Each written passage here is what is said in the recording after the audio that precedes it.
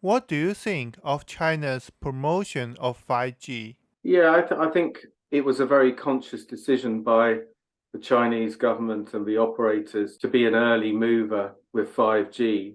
All governments, whether regional or sort of local, globally, they want to champion their own vendors, their own operators to get sort of a large global export market. And China is no different to the US or the EU or South Korea or Japan in terms of that desire to support sort of local industry and innovation and be at the forefront of new technologies. And whether that is 5G or artificial intelligence or the metaverse, you see all of these sort of new services and technologies. There's some efforts by sort of regions and local governments to try and identify a leadership opportunity for them. I think certainly the Chinese vendors and the Chinese operators have been, like I said, sort of very early in the 5G cycle. 3G wasn't great for China. There was the local standards just never took off outside of China. It was kind of a missed opportunity there. I think lessons were learned. The networks were slightly late with 4G. So there was, again, no real ability to drive a strong sort of export market there. They were very much sort of followers. I think with 5G, that desire to be very early, right at the forefront of technology adoption has helped to support sort of local industry to a certain extent, make the Chinese operators flagships for 5G around the world. At TechInsights, we support a lot of operators in terms of their strategies for new services. With 4G, everybody wanted to know what was happening in South Korea and Japan and the US. What are these leading markets doing to drive adoption?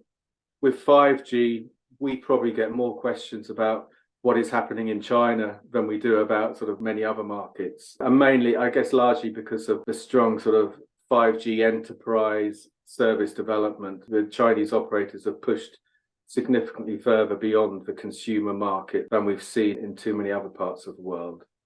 So I guess sort of back to your question about sort of what all this means for China. I mean, certainly we see sort of the big vendors, the sort of Huawei, ZTEs, and the operators very much at the forefront of 5G advanced and some of the innovations there. So we expect to see them maintain a sort of a strong position there, and certainly trying to push the agenda on 6G. So I think sort of from a geopolitical point of view, sort of the Chinese mobile industry is in a strong place and sort of pushing forward there. So we're sort of quite optimistic about the innovation sort of coming out of China. Why is 5G not popular anymore? So I would probably sort of slightly challenge the phrasing of that or the view of market evolution. I mean, from our point of view, 5G consumer electronics devices, which are overwhelmingly smartphones, have developed and propagated sort of significantly faster than we saw with 4G or with 3G.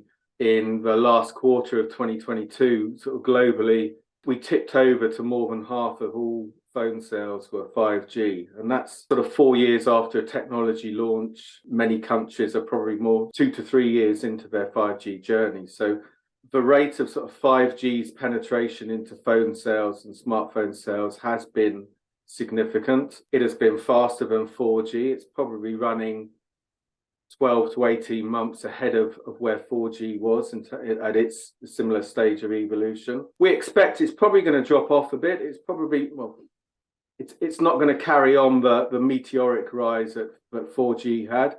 And a lot of that comes down to, as we push into more developing economies, 4G is still at quite an early stage of evolution there. So as we spoke earlier, many consumers don't really know why they would need 5G over 4G.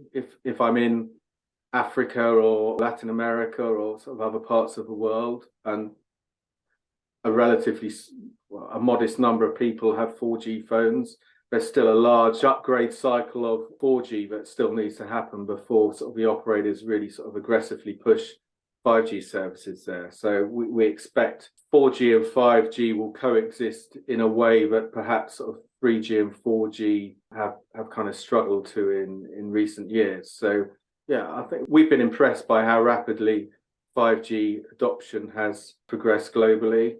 The big question mark you would then have is, are people buying 5G smartphones because they want a 5G service experience, or just because that really cool smartphone they want happens to have a 5G radio in it? I think certainly sales of iPhone 14 are arguably more about the fact that it's the latest iPhone rather than the fact that it's got the sort of the latest version of 5G on. So some of the adoption is almost by default. It's not down to great marketing by the operators about the value proposition of 5G. It's more down to the fact the best smartphones have 5G on. And as I mentioned, with sort of the volume that comes from China, that's brought 5G down into sort of these mass market volume markets as well. So it's a little bit of a challenge to identify, is the driver simple smartphone upgrade cycles, or is it sort of wonderful new 5G service experiences? And I think in most parts of the world, I'd probably go for the former.